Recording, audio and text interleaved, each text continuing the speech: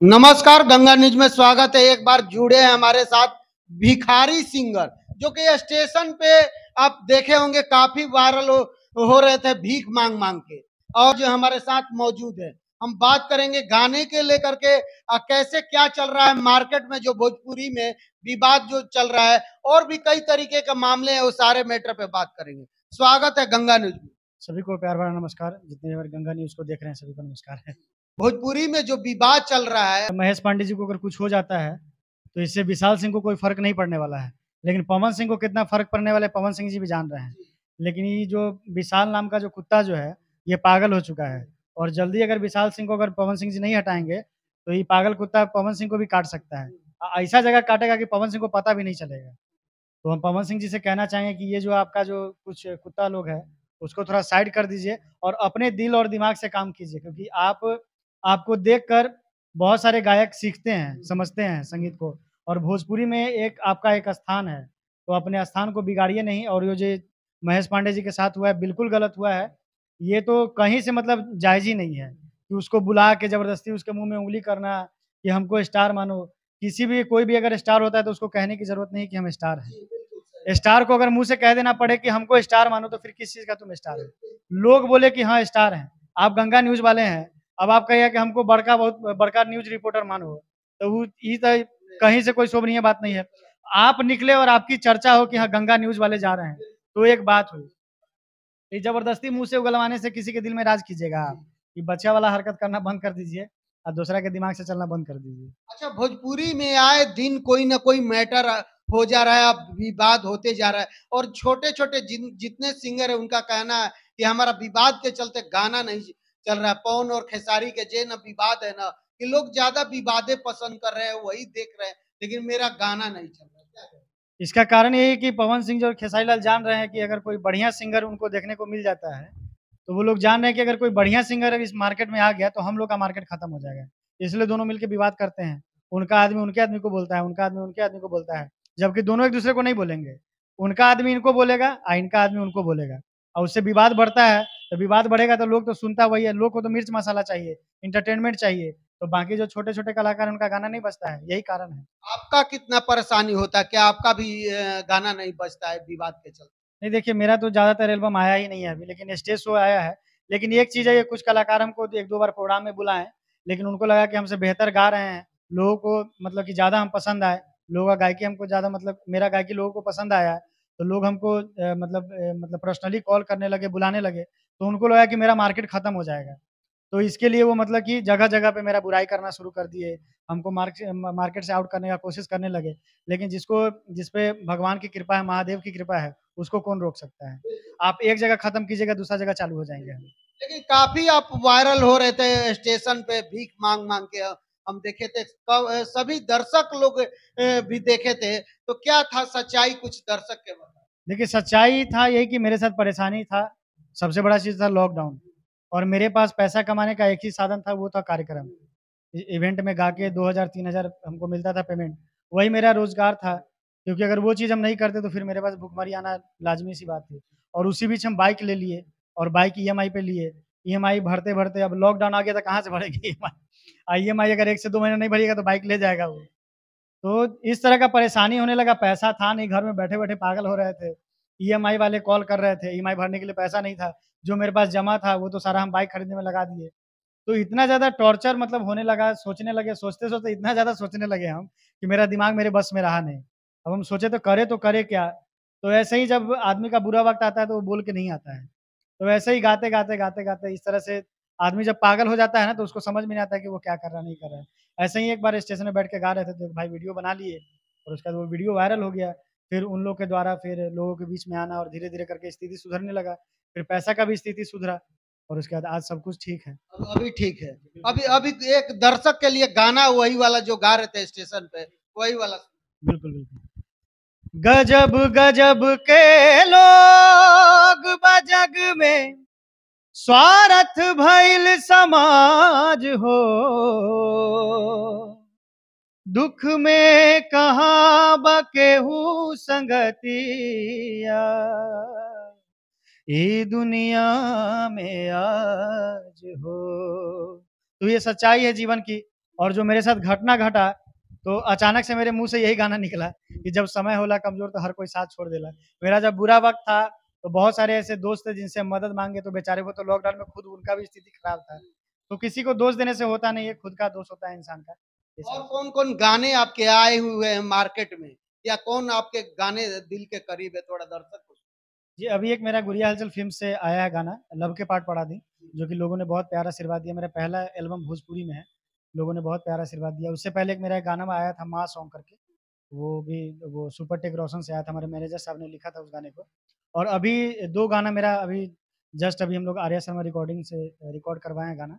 और एक गाना जो डुएट है वो हमारा अंतरा सिंह प्रियंका जी या फिर शिवानी सिंह के साथ आ सकता है।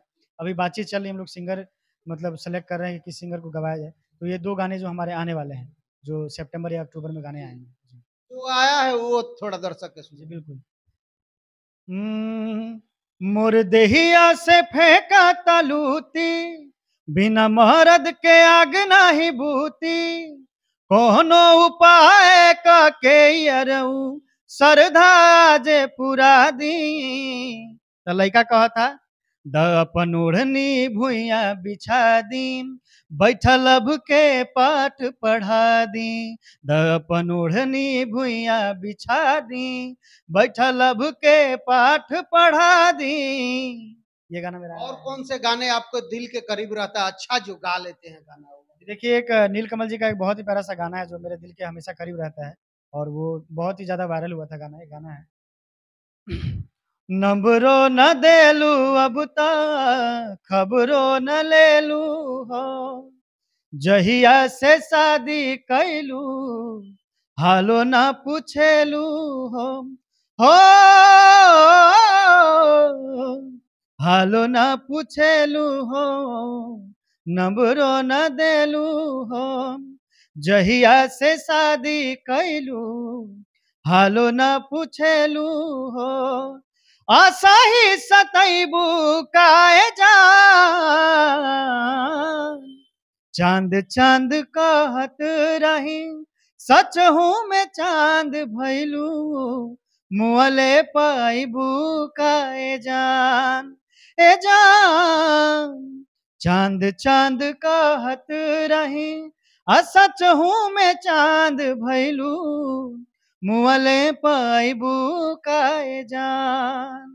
बहुत सुंदर आवाज है, बहुत अच्छे गाते हैं ये सोशल मीडिया का जो जमाना है ना, रातों रात स्टार बना देता है। उसमें से एक है भिखारी सिंगर, जो भीख मांग मांग के एक समय था कि स्टेशन पे जाते थे, भीख मांगते थे, और वहां से इनका वीडियो वायरल होता है और धीरे धीरे एक गाना स्टार्ट कर देते हैं और सारे लोग जान जाते हैं भिखारी सिंगर के नाम से। और मैं एक लास्ट में चलते चलते सवाल करूंगा, अभी काफी चल रहा है सोशल मीडिया पे खलबली, और यही सवाल चल रहा है एसडीएम ज्योति मौर्य को लेकर के। क्या कहेंगे ऐसे ऐसे घटना जो हो रहा है, काफी जो कि विवादों के घेरे में, बहुत सारे पति अपनी पत्नियां का स्कूल छोड़वा के, पढ़ाई छोड़ा के घर पे वापस बुला रहे, बोल रहे हैं कि पढ़ना नहीं है, घर पे आ जाओ। तो सारे लड़कियों का जो औरतें हैं उनका सपना तो चकनाचूर हो गया ना। तो क्या कहेंगे तो सब इस विषय? देखिए, ये तो मेरे साथ खुद भी हो चुका है, क्योंकि मेरा खुद का एकेडमी चलता है, सुर संगम म्यूजिक एकेडमी के नाम से मेरा म्यूजिक क्लास चलता है। मुजफ्फरपुर और पटना में भी स्टार्ट हुआ है, और ऑनलाइन भी क्लास चलता है। तो मेरे एकेडमी की कुछ बच्चियां थी जो शादीशुदा थी, तो उनके हस्बैंड उनको ले गए उठा के, पूछने पर बोल रहे हैं कि हमको ज्योति मौर्य नहीं बनाना है अपनी पत्नी को, ना हमको हीरा ठाकुर बनना है। तो जरूरी नहीं है कि अगर ज्योति मौर्य इस तरह की हरकत की है तो आपकी भी पत्नी करे। पढ़ाएं जरूर, लेकिन खुद भी कुछ बने। आप खान सर को देख सकते हैं, खान सर एक बेहतर उनको कौन नहीं जानता है, एक बेहतर टीचर हैं और एक सेलिब्रिटी हैं, लेकिन वो अपने लेवल को मेंटेन किए हुए हैं, और वो अपनी जीवन संगनी जो भी हो, आगे चल के शादी करे ना करे, लेकिन अगर करते हैं तो वो उसको पढ़ाएंगे, तो अगर वो आगे भी बढ़ेगी तो उनको छोड़ के कभी नहीं जाएगी, क्योंकि वो जान रही है कि खान सर क्या चीज़ है। तो एक लेवल मेंटेन करना बहुत ज़रूरी है, और ये कोई गलत बात नहीं है कि आप अगर एक लेवल को मेंटेन करते हैं या फिर कुछ लाइफ में बन जाते हैं, तो ये बिल्कुल गलत चीज़ नहीं है। लेकिन हाँ, ज्योति मौर्य जो की है वो बिल्कुल गलत की है, क्योंकि एक टाइम पे उसके जो हस्बैंड है वो चपरासी थे और वो कुछ भी नहीं थी। तो जब एक चपरासी से जब उनको प्यार हुआ, जब शादी हुई, तो उनका लेवल कुछ नहीं था। लेकिन वही चपरासी जब पढ़ा के एसडीएम बना दिया, तो उस चपरासी के साथ रहने में उनको शर्म आई, इसलिए वो अपने से सीनियर पद वाले के साथ अफेयर किए, प्यार मोहब्बत किए, और उनको बच्चा का भी ख्याल नहीं आया। अच्छा, एक बात और बताइए, बहुत सारे लोग तो सपोर्ट में बोल रहे हैं, महिला विकास मंच जो है वो लोग बोल रही है कि नहीं, जो ज्योति मौर्य की है अच्छा की है, उसका पति गलत था, उसका पति को ये सब नहीं करना चाहिए, सोशल मीडिया में ले आकर रख दिया। बताइए, इतना दिन साथ रही, सब कुछ हुआ, उसको इज्जत तार तार कर दिया, तो क्या कहेंगे? देखिए लगाव, अब जिसको लगाव होगा उसी को दर्द होगा ना। अगर हम आपके मित्र हैं, आप हमारे मित्र हैं और आप अगर सच में हमें अपना मित्र मानते हैं, तो अगर हम कुछ गलत करेंगे आपके साथ तो आपको बुरा लगेगा ना। अगर हम आपको मित्र नहीं मानते हैं, टाइम पास आपके साथ चलो यार हाय हेलो है, तो अगर आप हमारे साथ कुछ बुरा भी कीजिएगा तो बोलेंगे चलो यार जाने दो, ऐसा-ऐसा आदमी हमको मिलते रहता है। लेकिन प्यार होना एक अलग, गर्लफ्रेंड बॉयफ्रेंड का रिलेशन एक अलग चीज़ होता है, लेकिन पति-पत्नी का जो दर्जा है, समाज में क्या है, फिर उसका महत्व क्या है, ये हर किसी को पता है। तो एक पत्नी अगर अपने पति के साथ, बेचारा वो पढ़ाया-लिखाया, इतना मेहनत किया, एक सपना जुड़ा हुआ था कि मेरी पत्नी कुछ बन जाएगी, चलो उसका भी भविष्य सुधरेगा, हमारा भी और पूरे परिवार का भविष्य सुधरेगा। अब बात यहाँ सिर्फ़ उसके हस्बैंड की नहीं, पूरी परिवार की है। मायका और ससुराल का, एक 2 परिवार का बात है, जिसमें उसके सास-ससुर हैं, उसके माता-पिता, भाई-बहनोई, मतलब कितने सारे परिवार में लोग होंगे, उन सारे लोग का इज़्ज़त चला गया ना। तो ये जो लोग ये चीज़ बोल रहे हैं कि गलत किया है, तो ये बिल्कुल गलत नहीं किया है।